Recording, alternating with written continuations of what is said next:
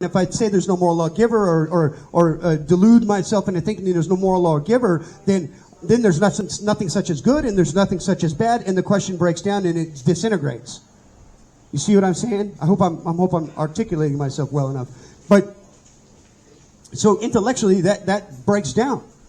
The question isn't why do bad things happen to good people. First off, there are no good people. Only Christ is good.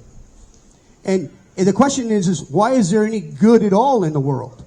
We're a fallen race. We've declared our independence from God and affirmed that choice by breaking His commands, and now we're all born rebels.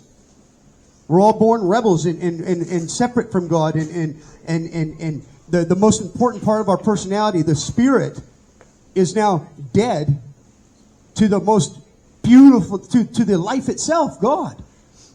So this is our condition. This is how we're born. And if you question that, look at a baby. When the baby looks at the watch and he tries to go for your watch, right? You pull it back and you say no. And and he goes for it again. And he says no. And then you pull it back again and he squirms and kicks and fights like this, right?